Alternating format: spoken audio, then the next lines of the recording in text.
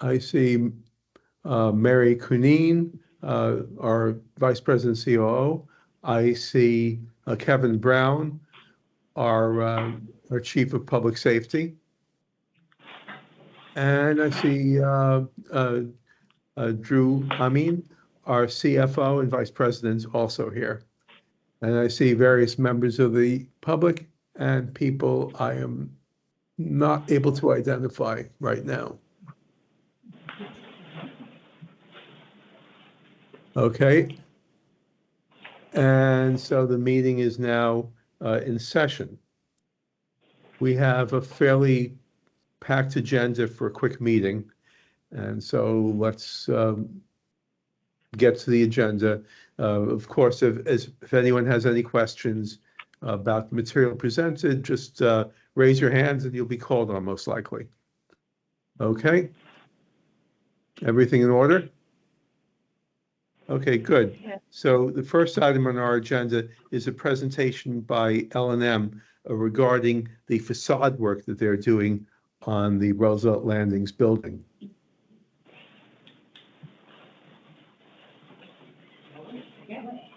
Hi, good afternoon. I'm Lisa. I'm the assistant PM for the construction work taking place at Roosevelt Landing. We're here to present the atrium demo that we would like to do, as well as the awning replacement. So we are anticipating on demolishing both atriums. They're in total disrepair. Those drawings above, they're in two locations, 560 and 540. We will remove the glass partition and the knee wall.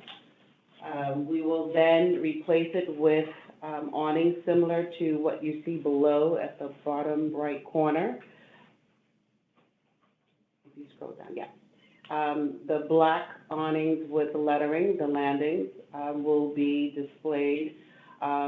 We also have left space if necessary. It's up in the air. We can even leave space for any commercial space that needs to put any type of lettering there as well. This will take 4 days to demolish. We will replace it with the awnings.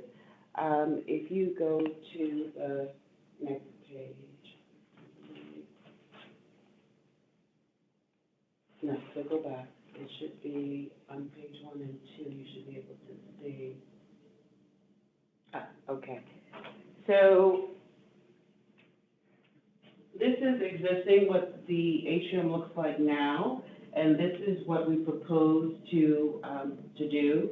The only thing that's missing from this drawing is there will be planters at the curb end with good foliage that should be, weather resistant and tolerant, so that, we can deter people from being able to walk through. But by having the awnings in place, that will help with any type of weather elements. Any questions so far? How far will the awning? The awning will span out to the curb, just as what we currently have now. But it would just be replaced with something prettier and easy to maintain. So we don't have to worry about the broken glasses. As you can see, you might not be able to see too well in these pictures, but the frames are broken and they don't look aesthetically pleasing. It takes 4 days to do this work. We're going to do it in phasing because we're also doing exterior facade work at the same time. So we propose to do the demolition, do the repair work, and then once our secondary contractors are complete with the facade work, come back and install the awnings so that they don't get damaged during that phase of work. We anticipate somewhere between June and August will be when we replace, put the new awnings in place.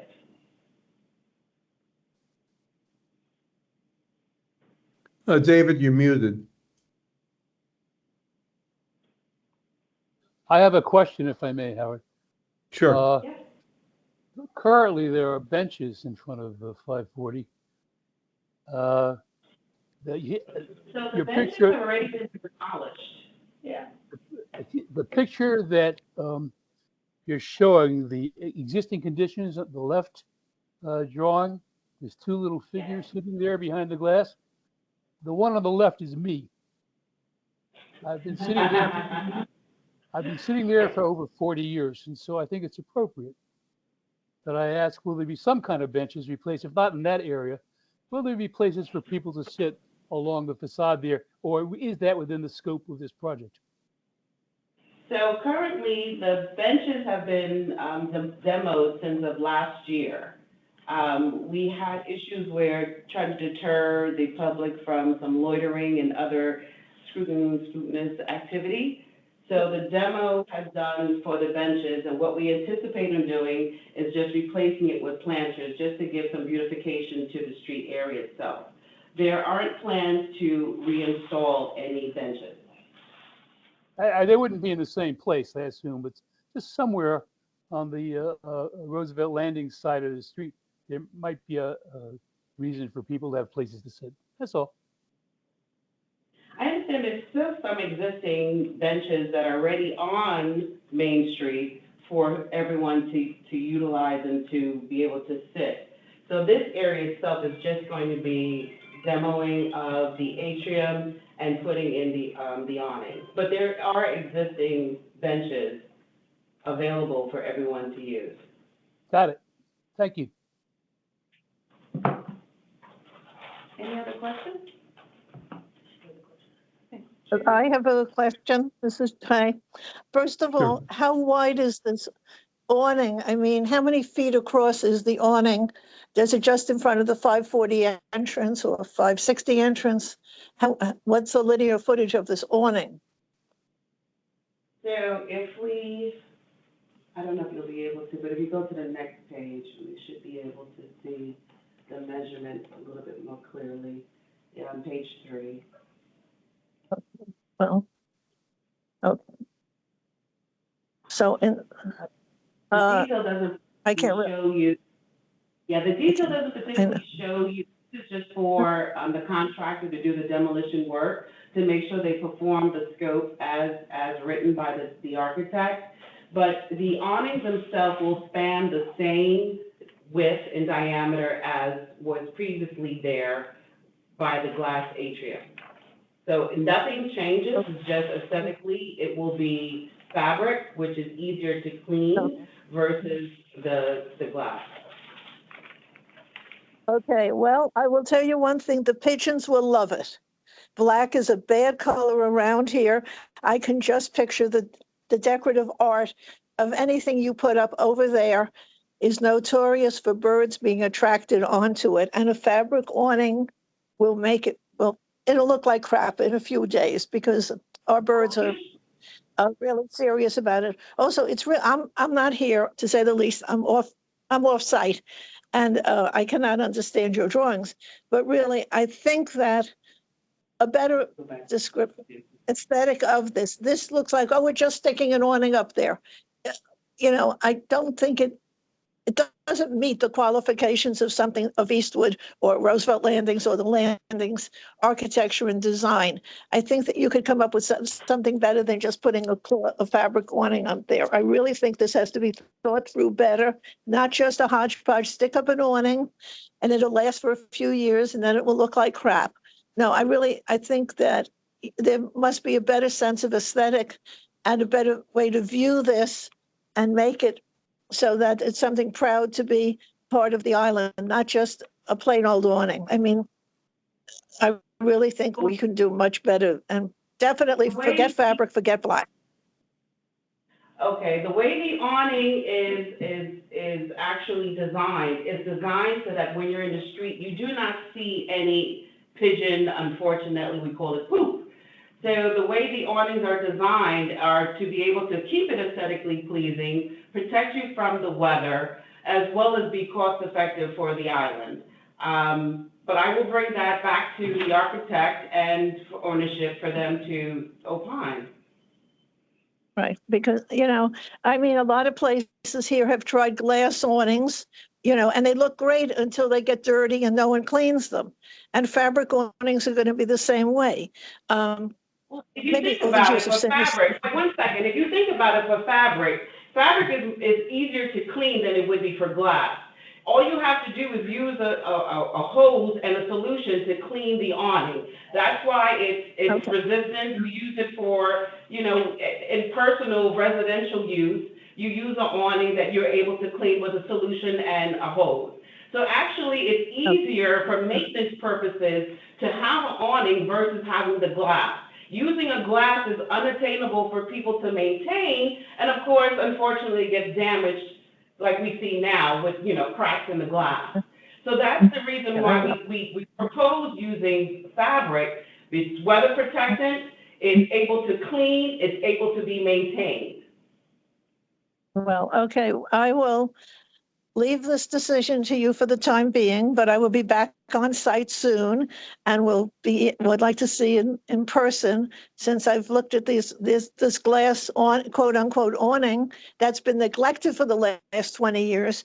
And then it's a shame. I mean, we're losing part of our Roosevelt Island aesthetic, and I'll leave it at that for the moment, but I think we can come up with something much better. Manhattan, whatchamacallit, the new buildings, 405 Main Street, 415, they have a metal kind of awning that's a gray metal, and they seem to stay clean, look good, and look professional, and have a sturdier look to it. So I asked if you looked at those buildings and what they've put up as the quote unquote awning, and consider that.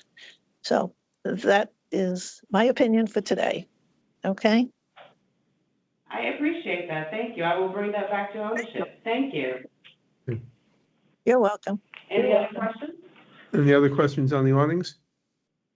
Well, not just on the awnings, are there any plans for just the renovation of the exterior facade of Roosevelt Landings and how that affects the rest of Main Street, and when that will start? Yes, so we are currently working in the rear. I don't know if you've ever walked in the back area. We will now begin to work Main Street. So currently we're coming on 580 and then turning on to 568, 570, going towards 510.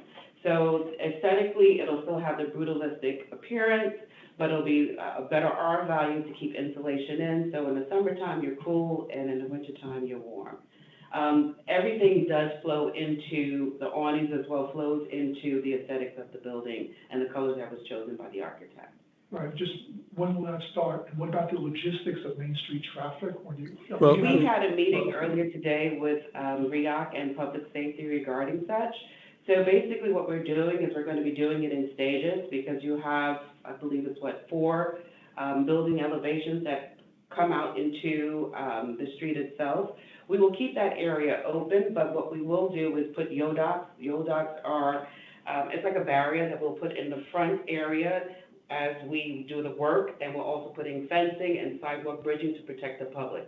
You still will be able to walk underneath the pathway of the sidewalk of Roosevelt Landing. It will not impede you. It just will protect you from being able to walk out into the street where work will be performed. We will have flaggers to assist with traffic, and we anticipate to be finished by each location 2.5 months. So traffic will be interrupted on? Traffic will be redirected. I like to use that word versus interrupted. To where? It'll stay on Main Street. You'll have flaggers. It'll just be redirected from where we are physically working. So there will be no impediment on traffic flow going through Main Street. It'll just be, we will have monitorization by having flaggers in place to make sure the public is safe, as well as vehicular use is still available. And yeah, I think it might be helpful to just This dovetails with our next point, so we'll kind of work in both of these together. So you'll be doing the facade work along Main Street in stages, starting with the north end. correct. And we'll talk with REAC in a moment, but I'm sure that they've considered the bus schedules for child's school and so forth. And as you work your way down Main Street from 580 and so forth, you'll be doing that in stages, and traffic will be redirected to some degree so parking will be impeded, but traffic flow will not. And we'll leave that Correct. for REAC to talk about in a moment. And you were saying that there's 4 stages that you've identified in that along Main Street? Yes. Let me look at my schedule. Okay, and you said So, that it's, Yeah, Sorry. what we've done is we've broken up, the construction work in 4 phases, phase 1, 2, 3, and 4. Phase 3 and 4 is where we begin on Main Street and on 580 itself. You have 5 buildings, 6 buildings in total that are on a span of Main Street. So how we have elected to propose to do the work is we will stagger it from working on 580 on the north elevation, by having bridging and the rigs in place to do the facade work. We're going to wait till April to start to span around to 568, 570, because I understand REAC has some work they need to perform in that location. To accommodate, we will work on the east elevation, and after REAC is complete with their work, we will then bring our rigs over to the front of the building, and which will be the west elevation. And what we will do is we will take bridging from, once we complete 580, we'll take it over to the next set of buildings, which I think is don't quote me because I have them in letters. It's building F, so I think that's 540-ish. I can't remember off the top of my head the actual building number. But we will stagger them so that we're not always on Main Street at the same time, working on every elevation of the west elevation. So we'll work on the east elevation, we'll be on the west elevation, then we'll jump over, we'll do the east elevation, then we'll jump over and do the west elevation, and we'll keep staggering until we take it all the way down to 510 Main Street. When you do the 580 on the north side, will that roadway be closed? No, we will keep that roadway open. So what we propose to do is we're gonna have a sidewalk bridge on the sidewalk itself to protect pedestrians and the public from being able to walk on the sidewalk.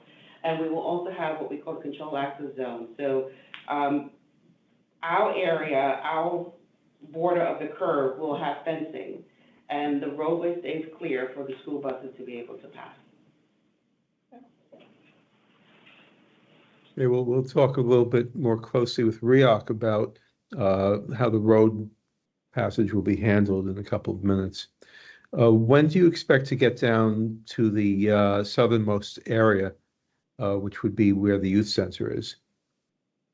So 510 Main and by the youth center, we anticipate being there around August 18, 2025. Give or take, weather permitting, wind issues and rain, but we anticipate in August. Okay, great. The completion of the scope of work is October of 2025. Okay.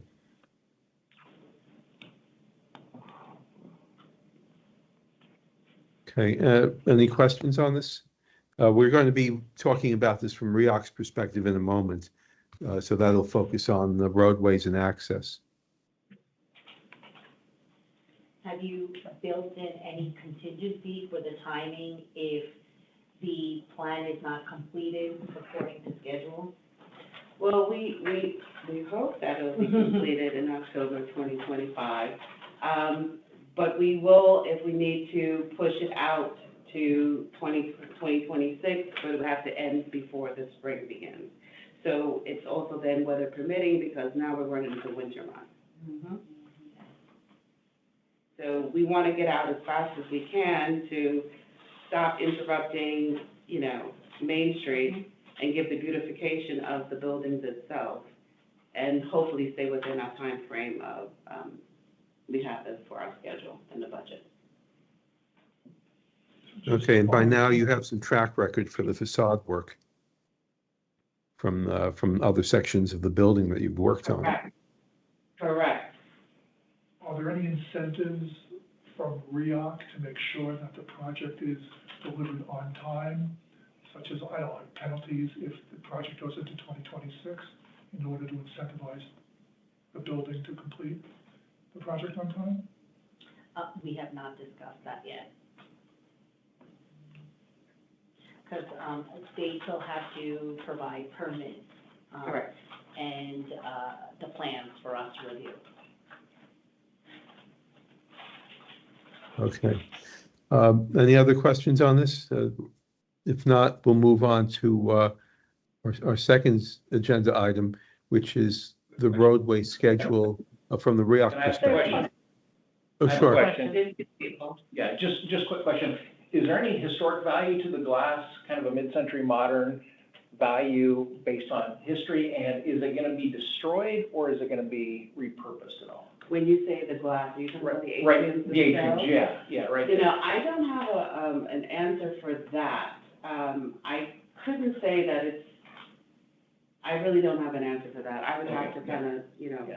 talk to the architects about that Sure, one. sure. And are they going to destroy it and Well, don't it will demolish? be demolished. Yeah, and if somebody wanted that, would it be available to them? Of course, Yeah, okay, thank you.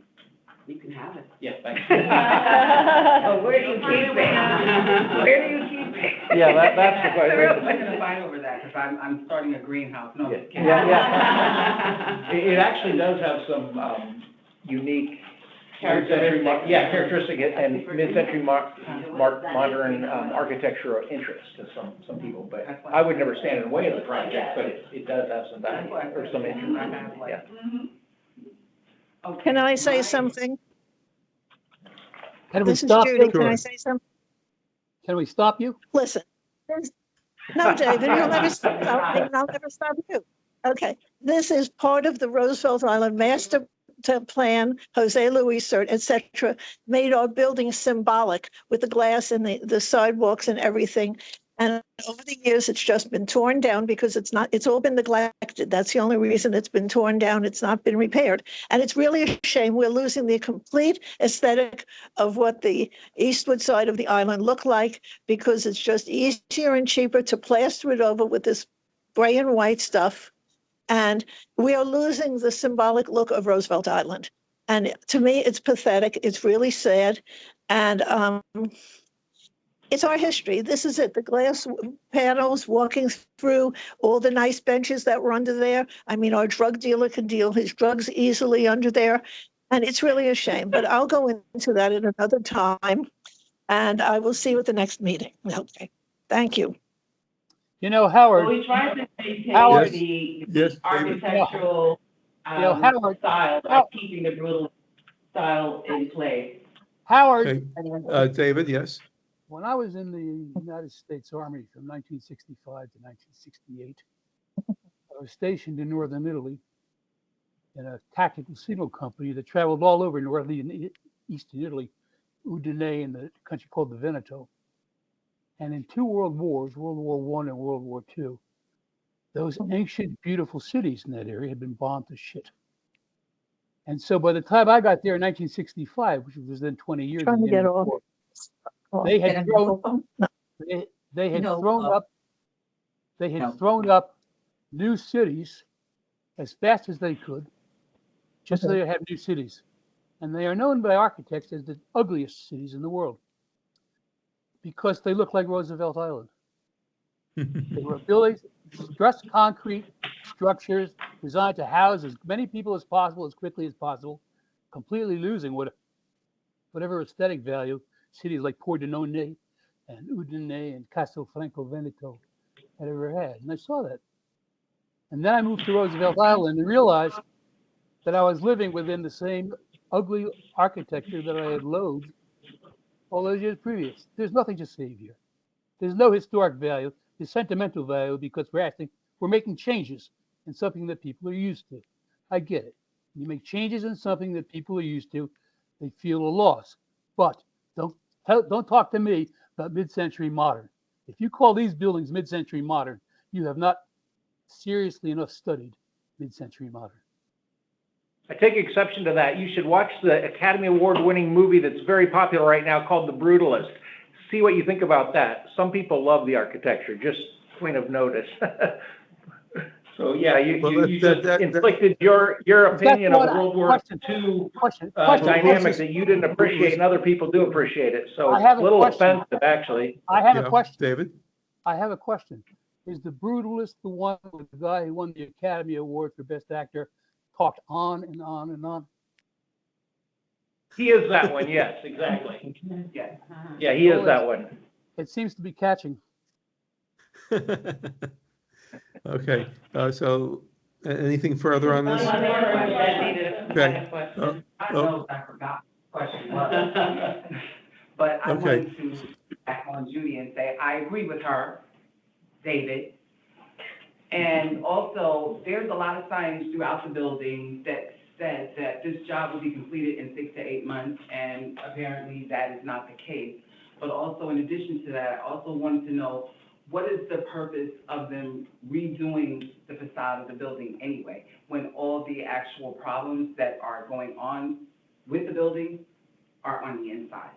Like the crumbling stairwells and the hallways and things of that nature, and they're starting from the outside, working hopefully their way in, but we haven't had any notification about that actually being a thing. I'm just curious as to the time frame changing, why they started in one building and then they go to the middle and then back to the other building and then back to the end and then in the middle and then it's just been like all over the place. There's no structure dynamically where it's making sense, where you start and finish one and eliminate that and then go to another. It's been back and forth and back and forth and in and out, and it's just insane. So I'm just trying to understand what is going on and how the progress of it is beneficial to anybody at this point in time. Like I said, I missed the first part of the meeting, but as far as the traffic is concerned on Main Street, when they do come to the west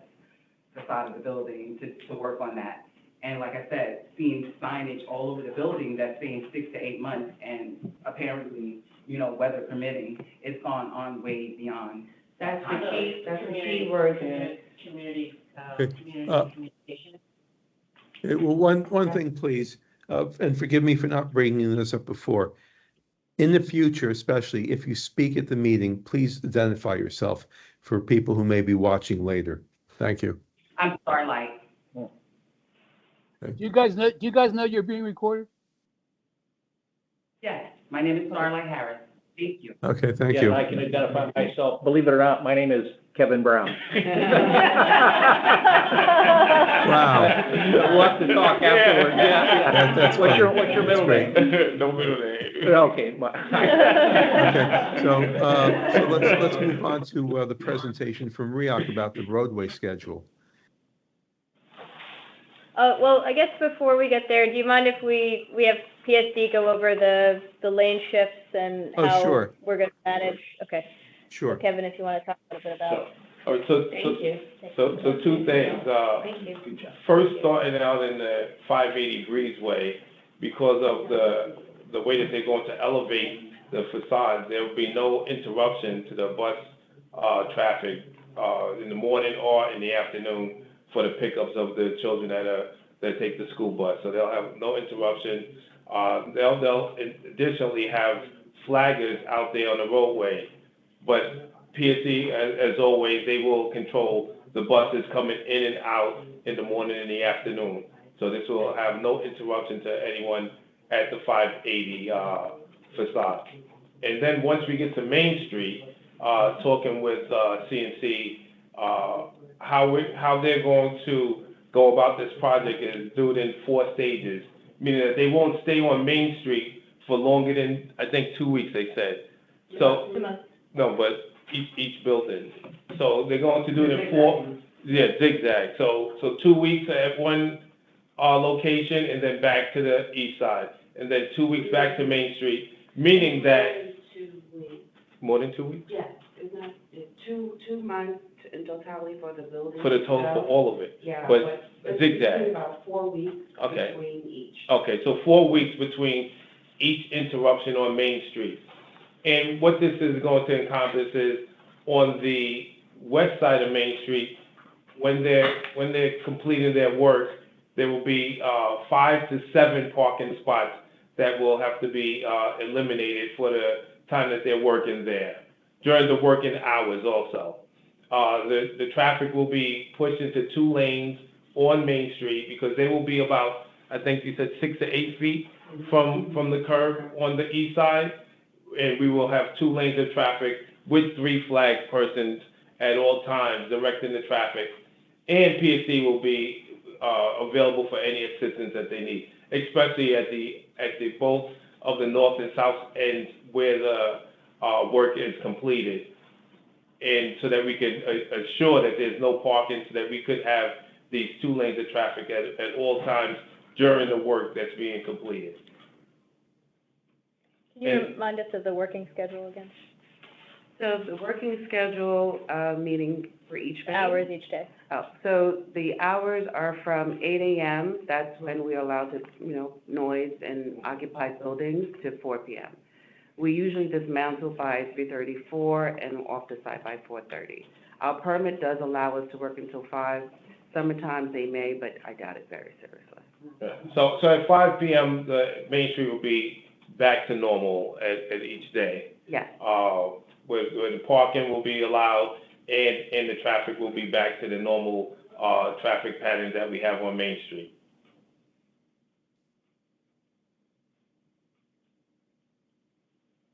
So the cars can park, but they just have to be removed by 8 a.m. They have to be removed, we're gonna say 7 a.m. Okay.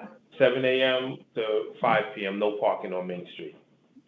At the intervals that we're going to set up, which is only about 5 spots per location that they're at.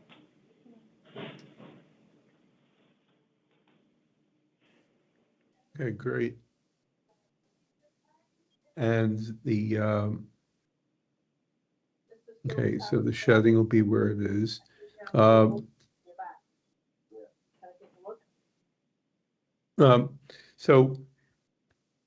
it sounds like that'll be well managed. It seems pretty orderly. But we have in the back of our minds that we're going to be doing repair work on Main Street and eventually a very large project on Main Street. Mary, how does this impact repair work? Yeah, thank you, Howard. So we have the roadways project, which is the larger project that's planned for Main Street that's currently in design, which we're working through right now. And we're not anticipating that to go into construction until early next year. But until that time is here, we wanted to do some more sustainable repairs on Main Street to help support the roadway. So I'm going to turn it over to Alvaro Santamaria, our AVP of Capital Planning and Projects, to talk a little bit about what those repairs will be and how that's going to support Main Street until then. Okay, so we have identified first of all, I want to say that for the roadways project, we are at the schematic design phase. So basically what we have is a layout between the Helix and Blackwell House. And in that layout, we show the crosswalk, and we also show the different locations where we are going to be working when the project kicks on. In the process of doing so, because it's going to be, like Mary said at the beginning of next year, we want to make sure that we still maintain the sidewalk. We meaning the maintenance department.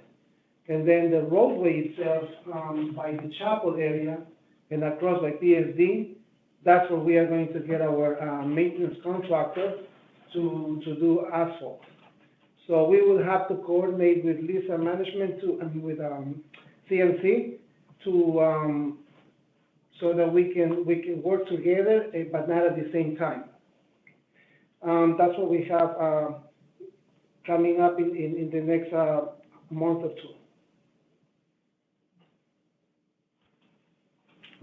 Yeah, so any questions about?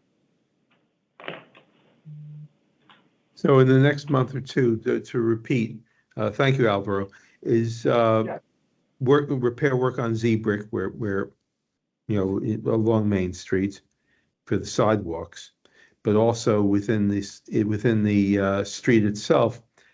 as we're able to put asphalt down to shore up some sections of it in coordination with the facade project. Does that sound about right? Correct, yes. Okay. So how much of a nuisance will be the asphalting? We will be, we have 3 zones, okay? By 524 and then up by PSD area. On that, in that area, we have identified 3 different areas that we would like to explore. Now, I will coordinate with the contractor to do this, if possible, in one time, so we do not stop in different dates. So probably we will be doing this within 3-day period. If we see that that's not possible, then we will have to break it down by zones, one zone at a time. And that will be done within the same day. So if we start, let's say, at 9 a.m., 8:30 a.m., we want to complete before the day is over, by 4 or 5. Okay, well, sorry, go ahead.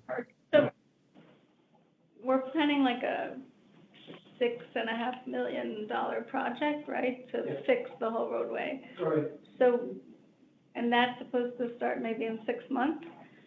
Next year, around this time, to go into construction. Is there a way we can speed that up and avoid these No. other? No, because right now it's going through the process, so it's going to take all this time to be able to put the documents together, the design documents together, then do the bid package, then send it out for bidding, getting the contractors, the scheduling, getting permits, the whole logistics. We have a Gantt chart that we need to follow. So we are still within the schematic design only, and that's why we want to do something in the meantime. And so will the fixes that we do now, will they be used? No. Or they're gonna be taken out? They have to be taken out. I know it's an investment, but it's to preserve or to better the road with as is right now, because there's a lot of potholes there. So that's why we have to do this extra expense. And how much? Minimizing it, of course, because we have a contract with a vendor that does that for us, so it's not going to be bidding out something that we will do it on a negotiated rate. So how much is that gonna cost us? Roughly about $18 to $20 per square footage. Excuse me, that will be for concrete. For asphalt will be half of that, so roughly about $8 to $10 per square footage. Okay, so how many square feet is that? Okay, I have to go through the numbers. Okay. I am just presenting what we intend to do. Okay. And then we will see how much money it will take to do it. And we've identified those 3 zones being the critical, because there's plenty. But Yeah, no, I Yeah. drive on it every morning at 6 a.m. and my daughter knows not to take a sip when we're going over that. Yes. So I wholeheartedly agree. Yeah, If we're I may gonna. add also, I'm Yeah, sorry, if no. I may add also, even the crosswalk between the chapel Yeah. to the other side, that is also in a little bit of a bad shape. So we can also take care of that as well for now until we do the whole roadway. We understand there's a lot of areas we could focus on. We're gonna focus on really the critical areas that are significantly dipping. And we're gonna be, try and be as conservative as we can, because we know that the big expenditure is gonna come next year, but we also want to, have a surface that folks can drive on, and not have trip hazards until then. If you don't need me anymore, unfortunately, I have another meeting that I have to attend. Any other questions for us before? Christina Del Fico, just a quick question. Is there a way the community can have communication about when things are done? I know that might be like in a form of an alert, but there are different spaces we use on the island for education and planting and all these fun things, and it's just great to know. And I know construction can be delayed 3 to 5 months, always. So is there a way or a plan for community communication about specifics? Is this something that we can do by sending it to REDAC and have REDAC posting, community-wise, or? Or a The website? PSE, like Friday the alerts, or? You mean for the projects that you're doing within your property? I think so, I think that's what you're asking. Yeah, right? yeah. Specifically, I mean, we have email blasts that we can send and add you to, but the thing is, like, a lot of times the email blast is for the entire property. So like, if you're affected by, you know, and it will say it will be specific in that communication, but it's not gonna be for all 1,000 units are affected or all the retail spaces. It might just be the north elevation or the west. So it's a little bit harder to, I mean, we usually communicate with the senior center, Yeah. frequently about, directly, we speak with Lisa, yeah. also And at the youth center? I wasn't thinking about the pantry. Yeah. Yeah, so we communicate with them a lot. Our community affairs team can also communicate that way, maybe that's better, but if there's something specific in terms of, what, like, areas that you're looking to get updates on, you know, we can let you know, sort of based on the phasing. Okay. We can do that, I mean, because again, and I know that I didn't want to ignore your question about why things are going like in a circle. And it also has to do with logistics, like for everybody, also because of how large this property is, where you have control access zones. It depends on what elevation you're on, and sometimes you need more space than others. Obviously, the higher elevations, you're gonna need more because you're going 16 floors high versus the others, which are more mid-rise and low-rise. So it just kind of depends. I understand from like a non-construction perspective and a resident perspective, you're like, why the hell are they everywhere all at the same time? Because And the time frame, she said 8 o'clock, sorry, 7:30. 7:30, they're I hear them. starting loud work. I'm hearing them at 7:30. Are they preparing like I don't know for the what day or? Maybe, but I'm hearing stuff at 7:30. So normally what we do is, Always before 8. rigs are allowed to go up at 7:30 a.m., but actual physical noise work doesn't begin until 8. But it takes them over half an hour to be able to get the materials and to be able to elevate to whatever, level they are to begin work. Okay. So they start at 7:30 doing that, but physical work is at 8 a.m. And I think that there's a very specific issue associated with a resident or just, someone that works on the island. Let Byram know. Let the GM know, come to the office, talk to us. You can, share emails if necessary, but honestly, he's probably your closest connection to Lisa and the construction team. And we have weekly calls to talk about whatever issues are happening. So as soon as we know something or we know there's a problem, we let them know. They're on it with the contractor. But until we know, and it's a large property, so like, you might be experiencing something different than the person, a couple buildings away, depending on where they are. And that's unfortunately just the nature of doing construction in an occupied property. It's never fun.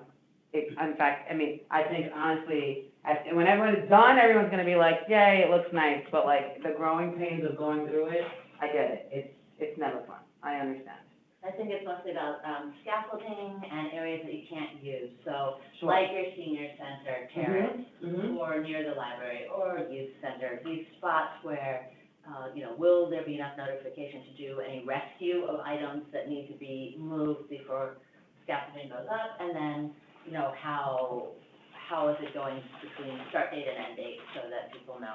We're Kind of actually gonna be use the- removing the scaffolding in the senior, area, So on we'll be happy. Wednesday, Mhm. so, yeah. Yeah, so it's just about programming, we use the island. Yeah, no, I as get it, a and teaching thing. hopefully some of those other open areas will be accessible again as the weather gets better. Sure, But then others might be affected as you wrap around. yeah. So it's sort of, again, it's like a Just the moving target. communication of that, Sure. yeah, so we have enough time to help you do what you do. Thank you. Okay, we'll try to get, Thank sorry, you. Yeah. we'll try to get the information out also through our alerts, so that if there's a particular impact in an I get all area your that is handling the alerts. Thank Okay. you, we appreciate Thank it. Thank you. Okay, so the Main Street project is coming along, and we're doing patchwork in the meantime, and the cost is what it is, and it's in the order of several thousand square feet, I would guess, no more than that. Does that sound about right, Alvaro? What was that? I couldn't hear you. I'm sorry. The cost in the realm of several thousand square feet. 3,000 which square section? feet for the patchwork. Oh, for the patch? Yeah. I'm gonna have to get back to you, I'm sorry. Okay. I don't have that info right now.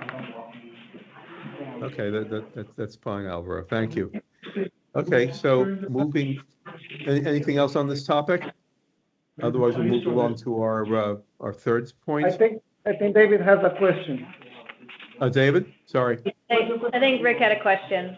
Oh, Rick? Yeah, just are the Z-bricks being removed during this patch, and what will they be replaced with? For the patch of the roadway that we're talking about, yes. So we will saw cut it so that it blends well with the Z-brick, and then it will be asphalt. So we will remove the Z-brick. So to make it even, we will have to go from the curve down to the middle of the road. So it will be one even section. It won't be just a patch here, a patch there. So it will look even with the Z-bricks. That's the objective here. But we will not put back the Z-bricks. That's the whole intention. That's the whole purpose of doing this. Okay. Now we're also working in sidewalks. The sidewalks we will keep the Z-bricks. We will just make sure that they are even as we move along. Except for an area in the Eleanor Spear. That area will be getting new flooring, and that area already has asphalt. So we will replace that asphalt because right now when it rains we have puddles of water there. So we want to make it so that it slopes out to the street, and we also want to replace the curve so that it's even from the south to the north. I'll show you the area. And again, this is not part of the roadways project. This is within maintenance of REDAC. And will you put something down under the asphalt that is? Yes, so the asphalt will be, will have a depth of 4 inches because it's temporary. We don't want to go deeper. Right. It's going to be removing anyway for the roadway, yes. And then, first of all, we will have to remove that, and we will have to go about 8 to 9 inches, and we will have to compact the soil properly, and then put gravel, and then put different layers of different material until we get the 4 inches left where we can pour the asphalt, the hot asphalt. And just to help with the visual, so this is the other area that Alvaro just mentioned, which is the meditation lawn is here on the right. So this area here is a known low spot where we often get puddling, and that turns to ice, and it's just not, there's a bit of an uneven surface here. Right. So working on this area all the way down through this whole section here along the west side, putting in a more defined curb into this space, and then these pavers, sorry, let's go past it. These pavers right here, which are not in good condition. There's several missing, several trip hazards that are there currently, making this much cleaner, and then paving this in concrete so it's a smooth surface. And there's 2 areas that are like that. There's that area there, and then this one that's right here. Correct. So. And this is not part of the $6 million, right? Correct. So this we're doing well, and this will last like 20, 30 years, whatever we're doing here. 50. Another 50. But there, you can see there's a drop off here where the asphalt and the pavers meet. So we're going to eliminate that and just make it all one continuous smooth surface. Right. So that's more than just a patch. I mean, that's right. So this is something different than the Main Street patch. This is a separate. So this is something we're doing in maintenance. The patch is along Main Street. in that stretch where the project is gonna be. Mhm. But it's taking place at the same time, is that? What, this? Yeah. No, this we are going to do within a month period. We're gonna start working on it pretty soon. Like you can see here, this, you know, Google Images, they've picked up the puddle. You know, So I have a question with the upcoming cherry season, cherry blossom season, is, are we gonna like shut this down so that people won't be able to walk there? Like that's like a prime. so I think our focus really is Main Street first to do that area, and then we're gonna be conscious of cherry blossom season and see how that's all gonna play out. Because it also depends on the contractor schedule as well. We've talked about it with him, but putting a schedule in place can change things, but it's a good note. Yeah. So we would like to do the, where the fence is in going into Eleanor's Pier, that section will get done before we do the sidewalk. So it will look nice, okay? And then That part that goes down. the part that has that like little setbacks, those two areas, Yeah. that will be done first. That's Those right here. where you have those paved, that will be done first. I think we'll do it in phases, so it won't all be closed at this point. Yeah. So when we do that, it's not gonna interfere anybody from walking along the sidewalk. Okay. Those people on Instagram, they go crazy for the cherry blossom. Instagram and TikTok, they're all over it. And the patchwork is budgeted under maintenance. I think we have like an on-call service company Yeah, that same comes. thing with this. This and is, does yeah, the this is labor. also on-call service. This would be Mhm. done with the on-call service people, a contractor. Okay, good. Okay.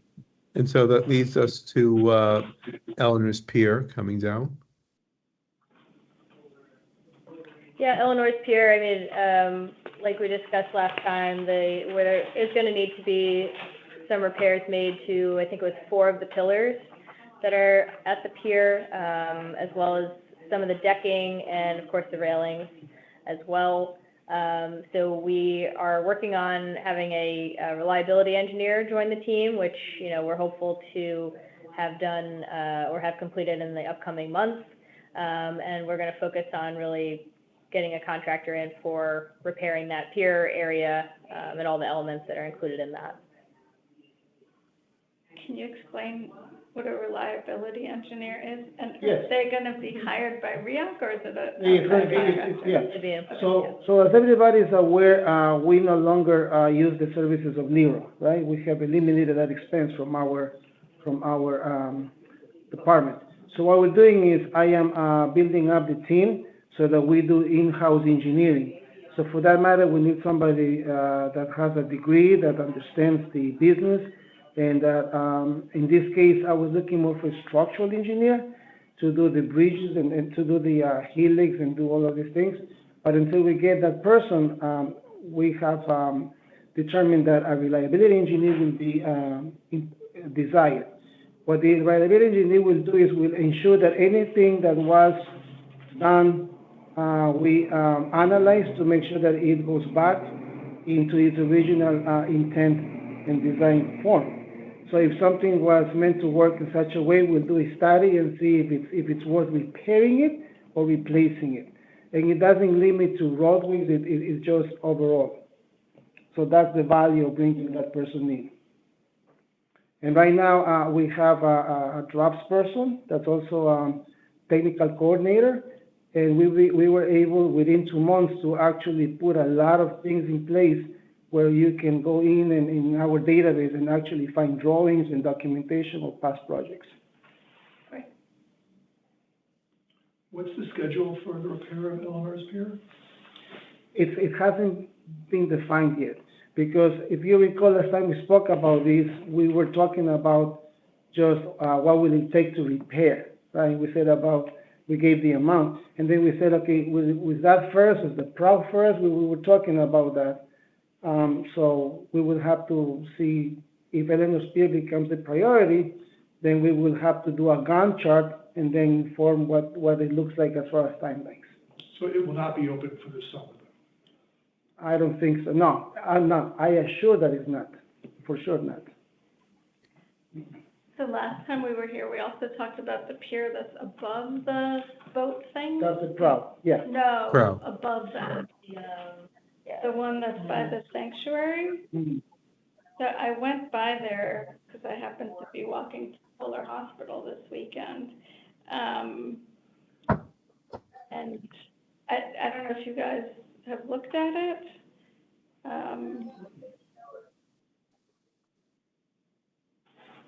So this is, it's this, it's this thing?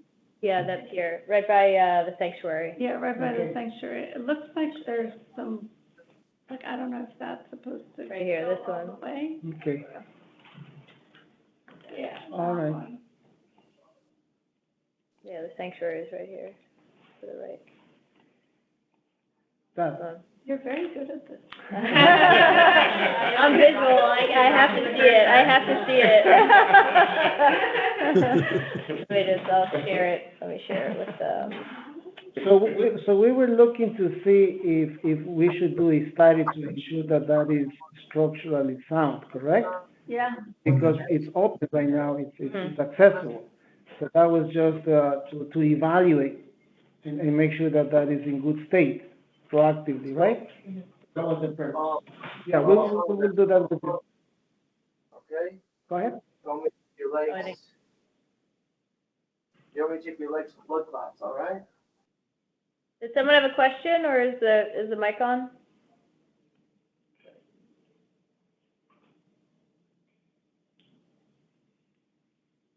Okay. I'm sorry, that was my fault. My microphone was picking up something in the Okay. background.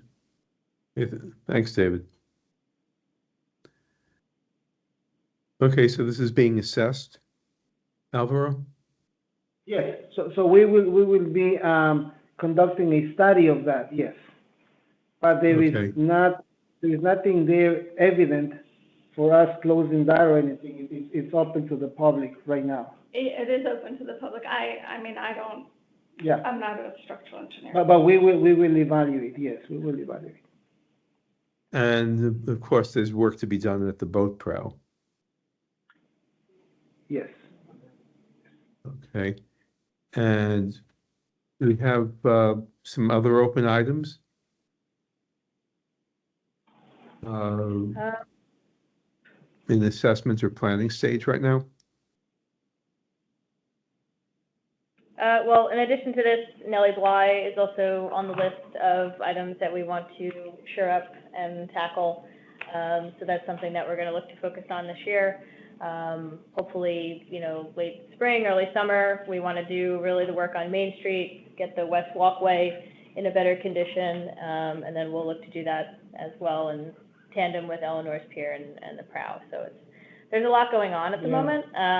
It's certainly, taking a look at schedules and prioritizing, but, we do understand all the work that does need to get done. Okay. And just to belabor the point, the area near the steam tunnels is not in good repair, but it's also not dangerous. Would that be accurate? You mean the smokestacks? No, the smokestacks I know have problems, but the steam tunnel area. Oh, yes, the steam tunnel, yeah. But where? All around? All the way. Hmm? I mean, it's the whole west side of the island, right? Right. Yeah, But what I the mean, steam tunnel is that we're aware of the condition, and there's nothing imminent in the work there. It's a matter for long-term discussion and try to figure out responsibilities. So that's on the radar also. Howard is a longtime Eastwood resident. My concern with the steam tunnel is personal. Correct.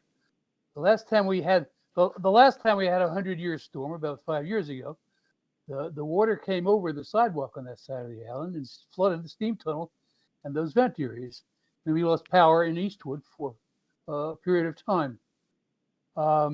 So it's a long-term problem in one sense, but it's a more imminent problem. The fact that we seem to be having 100-year storms about every 10 years anymore. That's not my estimation. I'm quoting the NOAA. So we've been kind of slow about it. I don't know what the solution is. So hopefully smarter people than me will come up with an answer to it. It isn't too expensive. And there's the other problem, which I don't know if kids do this anymore, but kids in the generation of my children used to crawl around in there. I don't know how the hell they got in, but crawling in the steam tunnel was a childhood activity for an entire generation of Roosevelt Island children. I don't know why Big College is grinning. I never did that. That was your son. But I'm gonna seize on her response as an example that she knows what I'm talking about.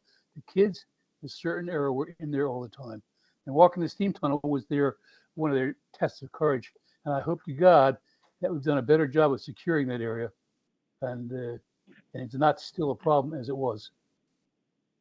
I think now the kids go into the old trams. I think that's the newest place to. They do what? They go into the say that old again? trams. They go into the old tram cars. I know. Incidentally, another thing the kids did for a while was when the subway tunnel was new, a lot of our children managed to get into the tunnel on Roosevelt Island and get out near Bloomingdale's. I hope that still doesn't go on. But kids are kids, which means stupid if they make it. I'm guilty of a few things like that when I was young. And, I understand that, but okay, into my 50s. But kids are kids. Dumb things can happen, and we have some knowledge of it. We had at least one kid died jumping subway cars just a few years. Well, it wasn't a few years ago, but in our history, this shit has happened. Right. So I'm sorry, Howard, if I've made too personal what is an abstract issue, and that's the way I see it. Can I ask a question on a different topic? Sure. About the medical offices? Do you know if anything has happened with that? Or if anybody has expressed interest? And I think from talking to people, that is, a very big need on the island, and which is why I joined the board in the first place. I don't know if there's anything that REDAC can do to make it more enticing for somebody to come to set up shop here. I know I've talked to several of the medical centers and they're not interested, but it seems to me, being a public benefit corporation, that would be a big public benefit. Well, we can pursue. We can pursue it. I mean, I don't know. Yeah. We can pursue it. Sorry, we go ahead, can pursue it with. I'm sorry, we could pursue it with Hudson Related, and see. Is that Lisa Management? Or whoever their rental agent is, and see what efforts they're going through now. I imagine they offer incentives, but unfortunately, that's not sufficient, or hasn't been sufficient yet. And the other question sort of related to that is the REDAC space, right? That's right next to it. I'm assuming that's going to be open, right? Because REDAC is going to move into the new building. So would it make, would that make it more attractive to people? I don't know. And then on a related note, that REDAC space, what's going to happen to that REDAC space? 524? 524. Yes, so right now, we actually lease it. It's not our space. Right. So we're just gonna give it up, essentially.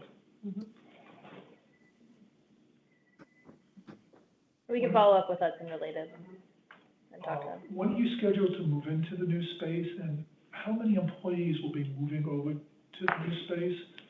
And how many many offices will you keep open on Roosevelt Island? Is everyone moving to that space? No, that is something we're assessing right now. It will not house everyone at REDAC. So this will stay open. Correct, yes. So what other offices does REAC has? Sports park offices, right? Mm-hmm. Then you have these Main Street offices. So you're giving up the Main Street offices? Mm-hmm. Yeah. So that's basically legal and IT and general administration. And they'll be moving over to Correct. the new space? Yeah. How much do you pay for that space? How much does REAC pay for that space? I'll have to get back to you on that because of the way that the lease is written, because we get a credit from what they are paying us from the ground lease, yes. Okay. Mhm. So this is So it's like- happening. This is happening very soon that the 524 space will become available. Okay. I would say about maybe 3 to 4 months. Yeah, we're a couple months out. So maybe it's a good time to try to talk to some medical providers, Mhm. offering more space, I don't know. I Maybe think some was it free- Dr. Brin? So I Dr. think she Grin tried. did, yes, Mhm. she tried, I tried, maybe free rent for a year, I don't know. Saying we're not getting any money on it anyway. Did the medical practices give you any reason why they weren't interested? So I think that the problem is that they are worried, they think, which I agree with, nobody from Manhattan is gonna come to Roosevelt Island for their medical care, right? So it's just medical care for the island residents, which to them was sort of not worth their while, because people will travel into Manhattan. But Yeah, it's Dr. gotta- Grimm, she kept her office running for many years. Did she make a profit? I mean, she Did she make money? made a living. She had 2 or 3 people working for her. I know both of my children saw her. I have great faith in her, and she was on this board for a while Yeah. too. But, No, there's but you also shared the space with Dr. Resnick. that's right. So And another former board member whose name continually escapes me. It is a numbers game, Rick. To be a viable business of any kind, you have to have enough potential customers to underwrite the expense of the business. And that includes medical centers, which are essentially, which many of them are for profit. And I think people in the medical center business see this, and I don't want to misunderstand because see this as a business proposition. We don't have not only do we not have a sufficient population to support that business here, but in many cases, people have better alternatives if the tram is running. Or I could be at the best hospitals in the world with 3 subway stops. And I think people who are going to make a business investment are aware of that kind of stuff, and I think that's what our problem. That's one of our challenges. Okay, and any other questions? Just on the medical practices, if there was a medical office closer to the tram and the subway that would be accessible to Long Island City and Upper East Side residents, would any of these medical practices be interested in coming over? I'm not sure. I think there's still. I would Yes. People bet still think of Roosevelt Island as sort of the end of the world. Astoria General was a crummy little hospital in Astoria until it became Mount Sinai, Queens, and now it's one of the better medical centers in the city, and it's right there in Astoria. So Rick, no. No. Okay. Why would people come here? Why would people go here when they go to Astoria General? Mount Sinai East. Well, as I understand it from Dr. Grimm, that's been the constant problem, that when the medical practice is interested in working out the dynamics of a new office, they look at the demographics. And if they don't feel that they're very favorable, they're nervous. And the expense of the office is secondary compared to that, as I understand it. Anyway, I think we've gone through our topics. We wanted to have a quick meeting of catch up. None of these items will come to the board. Anything further? I just want to, I Howard, it want to looks thank, like we have two hands raised. I think we have it's okay. Kyle and Okay, Lydia. okay. LT, Lydia, yes? Yeah, can you hear me? Yes. Can you? Okay, great. So I was wondering about the steam tunnels. Steam tunnels, when was the last time a study was done on that? Because I know that Hudson Related said that they did a study, but then they went back and forth and they ended up saying they didn't do a study, especially about the capping of the steam tunnels. I was just wondering, when was the last time a study was done on that? I know that you're saying that it's not an imminent threat or risk, but when was the last time an engineering study was done on the steam tunnels? So we engaged Langen to do a study, I think it was end of summer or early fall last year. That was the last time it was looked at. And what were the results? Yeah, they didn't actually give us the whole report, but they identified items that they think we should do repair immediately in the interior and exterior of the tunnel, and then what could wait, you know, a year to 2 years from now, and then what could be like a longer term repair. So they've identified that to us, but they haven't actually put it in writing yet for us to review. But the whole project itself, the cost of the repairs was about $21 million.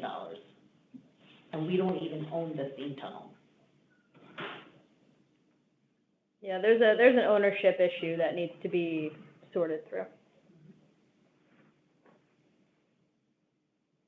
So what is the Okay. status of the ownership issue? Do you know? The ownership issue, I believe a lot of it is tied into the master lease conversation, which I think is maybe striking up conversations between the state and the city relatively shortly. Okay, so it's something that's going to be addressed relatively shortly. Hopefully. Hopefully. Yeah. Okay. All right, thank you. Welcome. Anyone else? Hi, everyone. Yes, hi, everyone. My name is Kyle. Just a quick question. Does the Main Street roadway project include the surfaces on the Helix and the Roosevelt Island Bridge? No. No. Okay, is that managed by REDAC, or who manages resurfacing those areas? Well, REAC manages from where the bridge ends and the helix begins, right? That's our responsibility. So in this time around, this area was not included in the roadway project. So the project begins by the school. As soon as you get out of the helix, straight down to the end of, or by the corner of Blackwell, where you have that turnaround. That's where it stops. Yeah, right. So the bridge, from the bridge to Queens, is managed by DOT. okay, excuse Okay. me, Howard, Howard, Yes. I'm coming up against I have a hard deadline Okay. in about 1 minute. Okay, So I'm well, gonna have to leave. You need my vote, you okay, got it. I think we have our major topics talked about. So I'm going to move to adjourn. We can continue discussing any of these points, but the formal meeting will end when David needs to go. Oof. Any other quick points? Do we want to see what Kyle, I don't know who Kyle is. wants to Kyle? say? Yeah, you answered my question. Thank you. I was just curious about who manages the resurfacing of those roadways. Great. Okay, glad to have answered. Thank you. Okay. So I'll make a motion that we adjourn. Second. Okay, and this has been a meeting of the Roosevelt Island Operating Corporation Real Estate Development Advisory Committee. The time is 5:15 and we're adjourned. Thank you. Thank you. Bye. Bye.